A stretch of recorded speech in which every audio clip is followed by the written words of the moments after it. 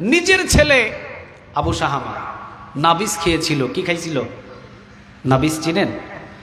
এই দুধের ভিতরে কয়েকটা খুরমা খেজুর যদি ছেড়ে দেন, সারা রাত রাখবেন, পরের দিন সকালবেলা ওইটাকে খাবেন। খুব সুন্দর সুস্বাদু খাবার। এটার নাম বলা হয় কি? নাবিস। উমরের ছেলে আবু শাহামা, কয়েকভাবে বর্ণনা আছে এটা, উমরের ছেলে আবু শাহামা নাবিস খেয়েছিল। তো নাবিসটা খাইতে হবে পরের দিন সকালে, কিন্তু আবু শাহামা 2-3 দিন পরে খাইছে। এটাতে অ্যালকোহল চলে আসছে, এটার ভিতরে একটা লাইক চলে আসছে। খাওয়ার পরে একটু মাথা চক্কর দেওয়া শুরু করছে, মাতলামি করা শুরু করছে। ওমর রাদিয়াল্লাহু তাআলা কলারটাকে ছপ করে ধরে আবু শাহামাকে জিজ্ঞাসা করছে, কি খাইছস বল? আবু শাহামা বলছে, বাবা নাবিস খাইছি। নাবিস? আচ্ছা, নাবিস খাইলে মাতলামি করস কেন? আবু শাহামা উত্তর দিতে পারে নাই। ওমর বললেন, নাবিস খাইছস কয়দিন পরে, কথাটা বল। আবু শাহামা বললেন, বাবা 2 থেকে 3 দিন পরে। ওমর বললেন, এটাই অপরাধ, নাবিস খাইতে হবে পরের দিন সকালে, 2 থেকে 3 দিন পরে খাইলি কেন বল? আবু শাহামা বলছেন, বাবা একটু অ্যালকোহল মাতলামির স্বাদ নেওয়ার জন্য 2-3 দিন পরে খাইছি, এটাই অপরাধ। কলার চেপে ধরে মসজিদের পিলারের সাথে বেঁধে মসজিদে নববীতে নামাজ শেষ করে সকল মুসল্লিদেরকে বললেন, হাদ আছে, হাদ মানে বিচার আছে, সালিশ আছে, কেউ যায় না। সবাই তাকিয়ে দেখে ওমরের ছেলে আবু শাহামা মসজিদের পিলারের সাথে বাঁধা। ওমর রাদিয়াল্লাহু তাআলা আনহু তিনি বললেন, আমার ছেলে অ্যালকোহল যুক্ত নাবিস খেয়েছে, মানে মদ পান করছে, মদের স্বাদ নেওয়ার জন্য নাবিস খেয়েছে। মদ পান করলে 80টা বেতের বাড়ি, বিধানটা কার? আর একটু জোরে বলেন, বিধানটা কার? আল্লাহ।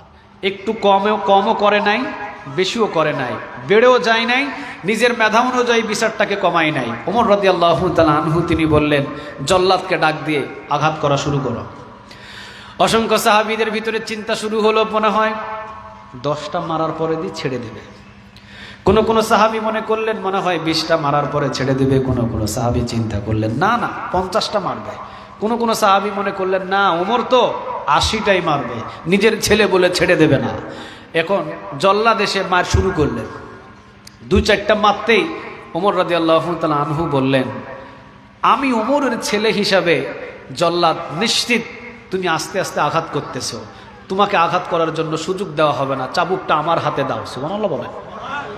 নিজের হাতে চাবুক নিলেন, বর্ণনা এসেছে নিজের হাতে চাবুক নিলেন। আবু শাহামার গায়ের উপরে 80টা বেতের বাড়ি মদ পান করার জন্য, যদিও নাবিস খেয়েছিল, একটা করে আঘাত করা শুরু করলেন। বর্ণনা এসেছে ছুপ ছুপ করে আওয়াজ আসে, আর আওয়াজের সাথে সাথে চাবুকের বাড়ি যেখানে পড়ে চামড়াটা ফেটে রক্ত ফিঙ্কি দিয়ে মসজিদের পিলারের সাথে রক্তগুলো লেগে যায়। সাহাবীরা অবাক হয়ে তাকিয়ে থাকলেন। 15টা গেল, 20টা বাড়ি, 30, 40, 50টা বাড়ি দিতেই আবু শাহামার হিতাহিত কোনো জ্ঞান নাই, তিনি জ্ঞান হারিয়ে ফেলেছেন। আর আরও 10টা মারার পরে আবু শাহামা, কোনো বর্ণনা এসছে আবু শাহামা কয়েকদিন পরে ইন্তেকাল করেছেন, আবার আবু শাহামা উপস্থিত ইন্তেকাল করেছেন। আরও 60টা যদি বাড়ি মারে, বাকি আছে কয়টা? কথা বলে না, কয়টা? আবু শাহামা দুনিয়া থেকে বিদায়। ওমর বললেন, গোসলের ব্যবস্থা করো। ব্যবস্থা করা হলো। আবু শাহামার গোসলের ব্যবস্থা করা হলো, দাফনের ব্যবস্থা করা হলো, দাফন কমপ্লিট করা হলো, উপরে মাটি চাপা দেওয়া হলো। মাটি চাপা দেওয়া কমপ্লিট। এরপরে ওমর রাদিয়াল্লাহু তাআলা আনহু বললেন, জল্লাদকে ডাক দিয়ে চাবুক নিয়ে আসো। সবাই তো অবাক, ওমর চাবুক কি করবেন? জল্লাদ চাবুক নিয়ে এসে দিলে ওমর বললেন, 60টা বাড়ি আমি আবু শাহামার শরীরের উপরে মারছি, বিধান আল্লাহর যেইটা, ওই বিধানের উপরে আমি অটল আছি। 60টা বাড়ি মারার পরে আবু শাহামা দুনিয়া থেকে বিদায় হয়ে গেছে, বাকি 20টা বাড়ি আমি আবু শাহামার কবরের উপরে আঘাত করে দিলাম। আল্লাহু আকবার। আল্লাহ রাব্বুল আলামিনের কথা যেহেতু, খবরদার আল্লাহ এবং নবী থেকে কখনো তোমরা বেড়ে যেও না। ওমর বিন্দু পরিমাণ বাড়েন নাই, বিন্দু পরিমাণ কমান নাই, নিজের ছেলের জন্য যতটুকু শাস্তি দেওয়ার দরকার ততটুকু শাস্তি দিয়েছেন। আরশে আজিম থেকে ওমরের উপরে খুশি হয়ে গেছেন। আওয়াজ দিয়ে বলেন, তিনি কে? তাহলে ইয়া আইয়ুহাল্লাযীনা আমানু, হে ঈমানদারগণ, লা তুকাদ্দিমু বাইনা ইয়াদাইল্লাহি ওয়া রাসূলিহি, খবরদার আল্লাহ এবং রাসূল থেকে তোমরা কখনো কোনো সময় বেড়ে যেও না, কোনো সময় বাড়তি কোনো কিছু করো না, কমও করো না, বাড়তিও করো না। আল্লাহ যা বলেছে তা জমিনের ভিতরে আল্লাহ এবং রাসূলের বিধান মেনে নাও, জমিনের ভিতরে শান্তি দান করবেন। আওয়াজ দিয়ে বলেন তিনি কে? এরপর আল্লাহ রাব্বুল আলামিন কি বলছেন?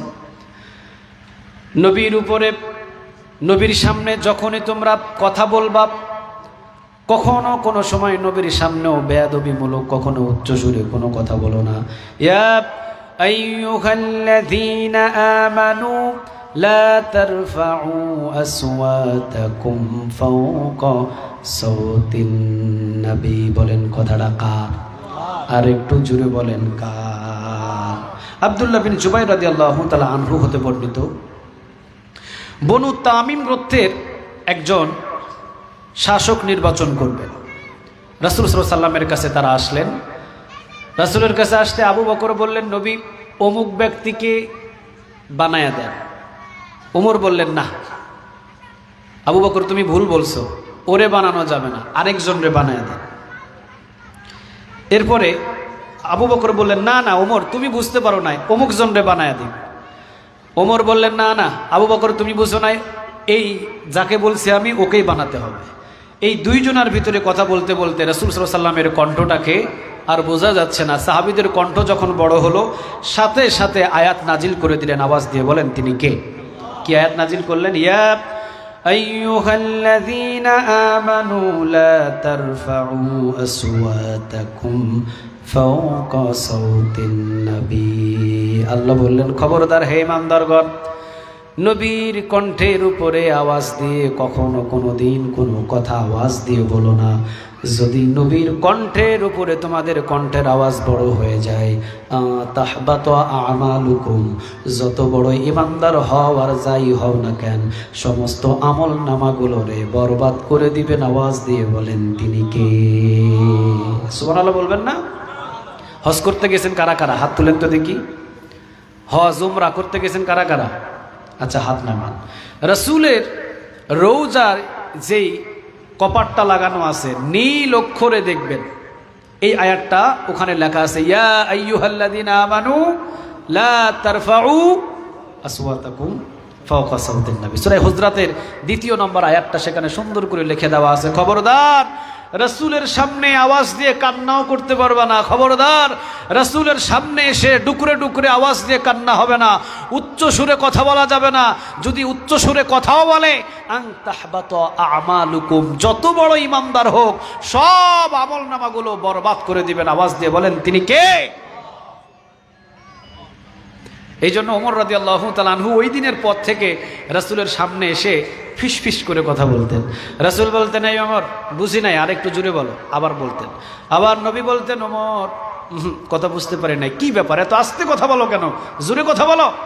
এরপরে ওমর আস্তে কথা বলতেন। নবী বলতেন, না ওমর তোমার নিয়ে খুব বিপদে আছে, আরেকটু জোরে বলো তো। ওমর রাদিয়াল্লাহু তাআলা আনহু কেঁদে দিয়ে বলতেন, ইয়া রাসূলুল্লাহ, যদি আওয়াজটা একটু জোরে হয়ে যায়, আর আওয়াজটা যদি জোরে হয়ে যদি বেয়াদবি হয়ে যায়, আল্লাহ তো সূরা হুজরাতের 2 নম্বর আয়াত নাজিল করে দিয়ে আমাদেরকে সতর্ক করে দিয়েছে, তাহবাত আমালুকুম, যত বড় আমলদার হোক, যত বড় ওমর হোক না কেন, সমস্ত আমল নামাটারে জিরো বানায়া দিবেন। আওয়াজ দিয়ে বলেন তিনি কে? তাহলে নবীর সামনে আওয়াজ দিয়ে কথা বললে যদি সমস্ত আমল নামা বরবাদ হয়ে যায়, রাসূলকে যদি ছাগল মোহাম্মদ বলে, রাসূলকে নিয়ে যদি বাজে কেউ মন্তব্য করে, তাদের কি ঈমান থাকতে পারে? আর একটু জোরে বলেন, তাদের কি ঈমান থাকতে পারে? আর তাদের সামনে যদি আমরা বন্ধুত্ব গড়ি, আমাদের আমল নামায় কি কোনো নেক আমল থাকতে পারে? খবরদার, রাসূলকে নিয়ে যদি কেউ বাজে মন্তব্য করে, রাসূলকে নিয়ে যদি কোনো বাজে চিন্তা করে, তাদের সাথে আমাদের বিন্দু পরিমাণ কোনো আপোষ, আরো জোরে বলেন বিন্দু পরিমাণ কোনো আপোষ। রাসূলের সামনে এসে উচ্চ সুরে কথা বলার কারণে যদি আল্লাহ সুবহানাহু ওয়া তাআলা আয়াত নাজিল করে দেয়, রাসূলকে নিয়ে যদি কোনো ব্যঙ্গ, রাসূলকে নিয়ে যদি কোনো বাজে কথা বলে, তাদের সাথে অন্তত আমাদের বিন্দু পরিমাণ কোনো আপোষ। আল্লাহ সুবহানাহু ওয়া তাআলা আমাদের প্রত্যেককে অন্তত এই 2টা আমল করার তৌফিক দান করুক, বলেন আমিন। আর একটু জুড়ে বলেন আমিন। তাহলে সূরা হুজরাতের 1 নম্বর আয়াত থেকে আমরা বুঝতে পারলাম, আল্লাহ এবং আল্লাহ রাসূল থেকে বিন্দু পরিমাণ বেড়ে যাওয়ার মতো আমাদের ক্ষমতা, আর একটু জুড়ে বলেন ক্ষমতা আল্লাহ এবং আল্লাহ রসুল থেকে বাড়ছে যারা, হয় নাস্তিক হয়েছে, না হলে ঈমান হারিয়েছে, না হলে যে কোনো অবস্থানে টয়লেটের ভিতরে মৃত্যুবরণ করতে হয়েছে। চিৎকার দিয়ে বলেন ঠিক না বেঠিক? তাহলে আল্লাহ এবং আল্লাহ রসুলের চাইতে বেশি বোঝার ক্ষমতা আমাদের? কথা বলেন আমাদের? বরং যা বিধান দিয়েছেন নাকে খত দিয়ে সমস্ত বিধানগুলো আমাদেরকে মানতে হবে। ঠিক না বেঠিক? এবং দ্বিতীয় নম্বরে রসুলের সাথে যেন কোনো দিন আমাদের কোনো বেয়াদবি, কথা বলেন, কোনো বেয়াদবি না হয়। আপনি মাথায় টুপি পরবেন না, ভালো কথা। আপনি টুপি না পরলে আপনার এটা ব্যক্তিগত ব্যাপার, কিন্তু টুপিটারে খুলে নিয়ে আপনি পায়ের নিচে ফেলে যদি মনে করেন রসুলের সুন্নতকে আমি আমার পায়ের নিচে দাফন করলাম, কিয়ামতের ময়দানে আপনাকে ধরে সবার সামনে দাঁড় করাবেন। আওয়াজ দিয়ে বলেন তিনি কে? খবরদার, এগুলো বেয়াদবি থেকে যেন আমরা দূরে থাকতে পারি।